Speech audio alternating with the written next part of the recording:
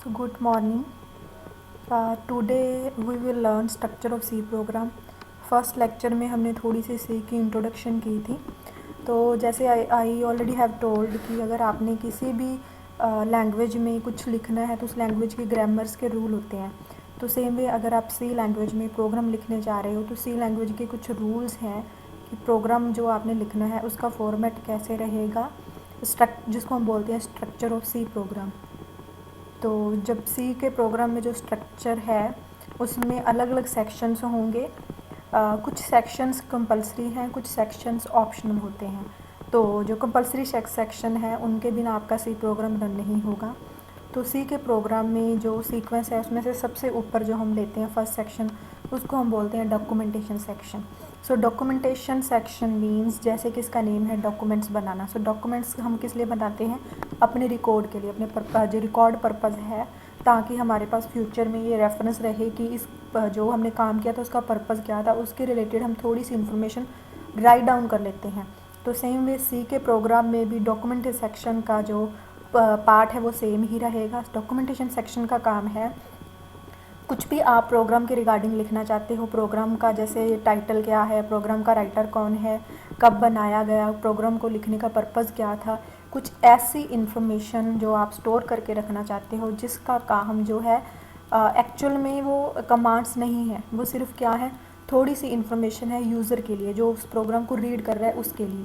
सो documentation जो section है that is optional, और इसमें जो भी हम लिखेंगे वो क्या रहेगा हमारे पास जो है वो कन्वर्ट नहीं होगा, वो कंपाइल नहीं होगा बाइनरी में, क्योंकि फाइनली आपका प्रोग्राम जब रन होगा तो वो बाइनरी में कन्वर्ट होगा, जिसके लिए मैंने आपको ऑलरेडी बताया है कि ट्रांसलेटर से यूज़ होते हैं। सो डॉक्यूमेंटेशन सेक्शन है एक ऐसा सेक्शन है जिसको जो कंपाइलर है वो क्या करेगा, इग्नोर करेगा। ये सिर्फ इंग्लिश लाइक स्टेटमेंट्स होंगी जिसका पर्पज़ सिर्फ यूज़र के लिए, रीडिंग पर्पज़ के लिए ही होगा। सो इसको आप स्किप भी कर सकते हो, बट ये रिकमेंडेड है ताकि जो फ्यूचर में आपको पता चल सके कि ये प्रोग्राम का पर्पज़ क्या था। नेक्स्ट आ जाता है प्री प्रोसेसर स्टेटमेंट, जिसको हम लिंक सेक्शन भी बोलते हैं। देखो, अगर कोई भी लैंग्वेज जो हम जिसको यूज़ करने जा रहे हैं, जिसमें हम प्रोग्राम्स बनाने जा रहे हैं, तो उस लैंग्वेज में कुछ ना कुछ इनबिल्ट होगा, कुछ ना कुछ पहले से बना होगा, उसको यूज़ करना है हमने, और कुछ और ऐड करके न्यू फीचर्स हैं उनको हमने डेवलप करना है। तो प्री प्रोसेसर स्टेटमेंट्स में हमने वो इंक्लूड करना है, वो सेक्शन को लिंक करना है जिसकी स्टेटमेंट्स को, जिसके फंक्शंस को हम अपने प्रोग्राम में यूज़ करने जा रहे हैं। अगेन ये सेक्शन कंपलसरी तब हो जाएगा जब हम इसके फंक्शंस को, इसके जो भी फीचर्स हैं उसको हम यूज़ कर रहे हैं, तो उन फीचर्स के फंक्शंस के लिंक जिसमें वो इंक्लूडेड है उनको हमें इस सेक्शन में लिंक करना पड़ेगा। और उसके लिए हम कुछ डायरेक्टिव यूज़ कर सकते हैं, जैसे कि हैश इंक्लूड हो गया, वो हम आगे जाके डिटेल में देखेंगे। नेक्स्ट आ जाता है ग्लोबल डिक्लेरेशन सेक्शन। सो ग्लोबल मीन्स ऑल ओवर, तो जो भी आपने अपने प्रोग्राम में सबको दिखाना है, सबके पर्पज़ के लिए रखना चाहते हो, तो उसको आप किस में डिक्लेयर कर सकते हो, ग्लोबल डिक्लेरेशन सेक्शन। नेक्स्ट आ जाता है अगेन जो global declaration that is also an optional, compulsory नहीं है। और इसके बाद आ जाता है हमारे पास मेन सेक्शन। मेन सेक्शन एक ऐसा सेक्शन है जो सी प्रोग्राम का कंपलसरी पार्ट है। विदाउट मेन आपका सी प्रोग्राम रन नहीं होगा। ऐसा क्यों? क्योंकि जब भी सी प्रोग्राम रन होगा तो सबसे पहले जो कॉल होगा वो है मेन। अगर कंपाइलर को मेन ही नहीं मिला जो जब प्रोग्राम रन किया जाएगा तो प्रोग्राम आपका कैसे रन होगा। इसलिए मेन सेक्शन है, जो मेन फंक्शन है, वो आपके सी के प्रोग्राम का एक कंपलसरी पार्ट है। तो हर सी प्रोग्राम में मेन सेक्शन का रहना नेसेसरी है। इसकी इंटरनल डिटेल हम आगे देखेंगे। एंड लास्ट में आ जाता है यूज़र डिफाइंड सेक्शन। देखो, कुछ हमारे पास फंक्शंस ऑलरेडी प्री डिफाइंड है जिनको हमने लिंक सेक्शन में इंक्लूड कर लिया ताकि हम उनको प्रोग्राम में यूज़ कर पाएँ, और एंड में हम कुछ अपने फंक्शंस बनाना चाहते हैं उसके लिए हम यूज़ कर सकते हैं यूज़र डिफाइंड सेक्शन। और इसमें भी जो फंक्शंस आएंगे वो भी ऑप्शनल है, ये कंपलसरी पार्ट नहीं है। अब हम देखते हैं डिटेल में। जो सबसे ऊपर आ जाता है हमारे पास कंपोनेंट है सी के स्ट्रक्चर का, वो है डॉक्यूमेंटेशन सेक्शन। सो डॉक्यूमेंटेशन सेक्शन में हमारे पास क्या आएंगे, कमेंट्स। कमेंट्स क्या होते हैं? कमेंट्स अगेन वही जो आप कंपाइलर सिर्फ यूज़र के लिए, हम यूज़र को एक ओवरव्यू देना चाहते हैं अपने प्रोग्राम का, उसको टाइम पे टाइम हम बताना चाहते हैं कि इस स्टेटमेंट का क्या पर्पज़ है, उसके लिए हम यूज़ कर सकते हैं comment section. So it is a way of explaining what makes a program. The compiler ignore comments and used by other to understand the code. So इसका पर्पज़ क्या रहेगा, कंपाइलर कमेंट्स को इग्नोर करेगा और इनका काम क्या रहेगा, यूज्ड बाय अदर्स, जो दूसरे यूज़र्स हैं, कल को आपका कोई प्रोग्राम रीड करे तो उसको नहीं पता कि प्रोग्राम का पर्पज़ जो अंदर क्या है, तो डायरेक्टली कमेंट देख के वो समझ जाएगा कि आपके प्रोग्राम का पर्पज़ क्या है। सो तो अदर्स जो used by others to understand the code.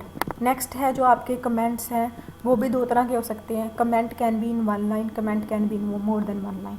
तो जब कमेंट एक वन लाइन में ही कंप्लीट हो जाता है उसको हम बोलते हैं सिंगल लाइन कमेंट, और जब कमेंट मोर देन वन लाइन्स अगर इंक्लूड करेगा तो उसको हम बोलते हैं मल्टी लाइन कमेंट। दोनों का सिंटेक्स अलग रहेगा। जो वन लाइन या सिंगल लाइन कमेंट है इसको हम बोलते हैं फॉरवर्ड स्लैश। तो दोनों जो दो फॉरवर्ड स्लैश हैं वो प्रोसीड करेंगे उस सिंगल लाइन को जिसको हम कमेंट में कन्वर्ट करना चाहते हैं। और मल्टी लाइन है जो आपका वो स्टार्ट होगा फॉरवर्ड स्लैश स्टार से और एंड होगा स्टार फॉरवर्ड स्लैश से। जितनी भी लाइनें इन दोनों सिंबल्स के बीच में होंगी वो सारी एज ए कमेंट ट्रीट होंगी, वो कमांड काउंट नहीं होगी। नेक्स्ट आ जाता है हमारे पास प्री प्रोसेसर डायरेक्टिव सेक्शन, जिसको हमने लिंक सेक्शन भी बोला था।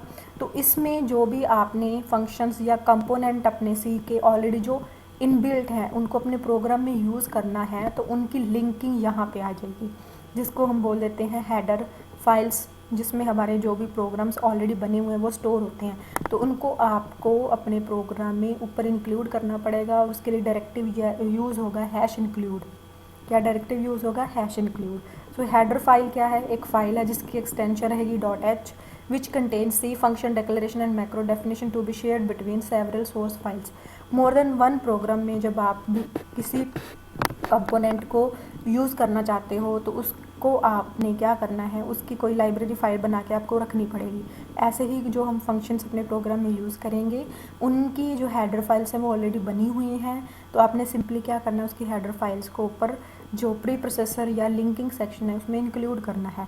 ये कुछ एग्जांपल्स हैं जिसमें से हमने stdio.h मोस्ट कॉमनली अपने प्रोग्राम में देखेंगे, हर प्रोग्राम में ये आपको मिलेगी। इसका काम क्या है, standard stdio.h standard input output header file, क्योंकि हर प्रोग्राम में मोस्टली क्या होता है, आपको इनपुट भी चाहिए होती है और आउटपुट भी आपने दिखानी होती है। तो जो इनपुट और आउटपुट के रिलेटेड जितने भी फंक्शंस हैं वो किस फाइल में स्टोर होंगे, उस फाइल का नेम है stdio.h। तो इसलिए हर सी प्रोग्राम में ये हेडर फाइल है वो अवेलेबल रहती ही है, इसको लिंक किया ही जाता है। बाकी हेडर फाइल जैसे जैसे आप आगे बढ़ोगे तो उनको हम रीड करेंगे। जो मोस्ट कॉमनली यूज़ होने वाली है वो है stdio.h standard input output dot header file. Next आ जाता है ग्लोबल डिक्लेरेशन सेक्शन। सो इस सेक्शन में जो सी के प्रोग्राम के जितने भी पार्ट्स हैं, जितने भी फंक्शंस होंगे उसमें, चाहे वो यूज़र डिफाइंड है, तो हर जगह पे जिस वेरिएबल को आप जो है रिप्रेजेंट करना चाहते हो, शो करना चाहते हो, उसको आप डिक्लेयर करोगे ग्लोबल डिक्लेरेशन सेक्शन में। So it refers to the variables that are to be used in the program. Please note in that in the C program no variable can be used without being declared. ये जो है सी का grammar rule बोल लो आप, या जो भी rule है कि किसी भी वेरिएबल को, वेरिएबल हम आगे अगेन पढ़ेंगे कि क्या होता है, तो वेरिएबल को आपने आगे यूज़ करना है तो उसको यूज़ करने से पहले आपको क्या करना पड़ेगा, बताना पड़ेगा कि ये वेरिएबल मैं फ्यूचर में यूज़ करने वाला हूँ। फॉर द टाइमिंग मैं आपको शॉर्ट में बता देती हूँ कि वेरिएबल क्या है। वेरिएबल क्या है, एक नेम है गिवन टू मेमोरी लोकेशन। देखो जैसे आपने दो नंबर का सम करना है, एक नंबर है 10 10 और दूसरा नंबर है 20। अब 10 और 20 को आप दोनों का सम किया आपने, और 10 को मेमोरी में स्टोर किया, 20 को मेमोरी में स्टोर किया, दोनों के सम आया 30, उसको मेमोरी में स्टोर किया। तो मेमोरी में कहाँ पे स्टोर किया, उस लोकेशन को आप कोई नेम देना चाहते हो, उसको हम बोलते हैं वेरिएबल। सो वेरिएबल क्या है, a name given to a memory location where the value is stored. अब आप प्रोग्राम में ए लिख लो, तो ए में अगर 10 स्टोर है तो ए का डायरेक्टली मीनिंग क्या होगा 10, बी में 20 स्टोर है तो बी का डायरेक्टली मीनिंग क्या होगा 20। दोनों का सम आप कर दो, c is equals to A plus B, तो वो क्या बन जाएगा, c इज इक्वल्स टू 10 प्लस 20 और c कितना हो जाएगा 30। सो वेरिएबल का जो पर्पज़ है वो है आप अपनी जो मेमोरी लोकेशन है उसको वैल्यू की जगह किसी नेम से बुलाना चाहते हो तो आप उसको नेम दे सकते हो। वेरिएबल को डिफ़ाइन करने के लिए हमारे पास आगे रूल्स आएंगे, वो हम देखेंगे। So for the timing variable क्या है, name given to a memory location.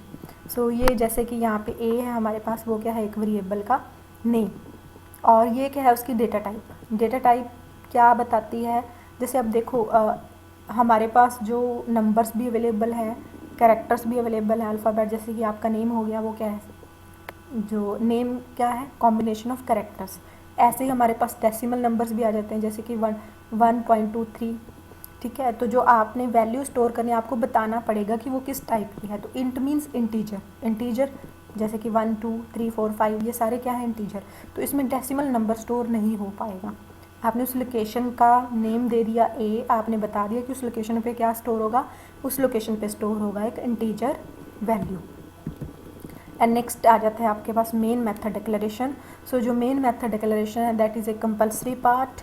And declare कैसे करते हैं, मेन जो नेम है इसका वो क्या रहेगा, मेन, क्योंकि ये सी के प्रोग्राम का मेन पार्ट है जिसको एग्जीक्यूट होना ही होना है। सो सिंटेक्स क्या रहेगा, ये होती है रिटर्न टाइप। तो इस रिटर्न टाइप को हम डिटेल में आगे फॉलो करेंगे क्या होती है। तो फॉर द टाइमिंग जो मेन है वो रिटर्न कर रहा है इंटीजर, और मेन फंक्शन का नेम जो रहेगा मेन, और ये होता है उसका ये फंक्शन का सिंटेक्स है। तो यहाँ पे आएंगे इसके पैरामीटर्स, क्या क्या वैल्यू लेगा, और ये है इसकी बॉडी जिसमें हम मेन काम जो हमने दिखाना है वो किस में दिखाएंगे, मेन फंक्शन की बॉडी में। तो कहीं भी आपको बॉडी बोला जाए तो बॉडी स्टार्ट होगी ओपनिंग करली ब्रैकेट एंड बॉडी क्लोज होगी क्लोजिंग करली ब्रैकेट। जो भी फंक्शनैलिटी है वो इन दोनों ब्रेसेस के बीच में ही आएगी। ये है फंक्शन का नेम और ये है उसकी रिटर्न टाइप, और यहाँ पे आती है parameter list. For the timing कोई भी पैरामीटर नहीं है, इसलिए यहाँ पे खाली आ रहा है। एंड नेक्स्ट आपके पास आ जाता है यूज़र डिफाइंड फंक्शन। सो जितने भी फंक्शन यूज़र ने बनाने हैं, यानी कि हमने बनाने हैं, वो सारे आएंगे यूज़र डिफाइंड फंक्शन सेक्शन में, और इसको हम सब प्रोग्राम सेक्शन भी बोलते हैं। और ये आप एक प्रोग्राम की हेल्प से सी के स्ट्रक्चर को एक्सप्लेन कर सकते हो। Hash include stdio.h, already I have told कि मोस्टली सी के प्रोग्राम में ये हेडर फाइल इंक्लूडेड होगी, बाकी सारा ऑप्शनल था, सिर्फ कंपलसरी क्या है, मेन।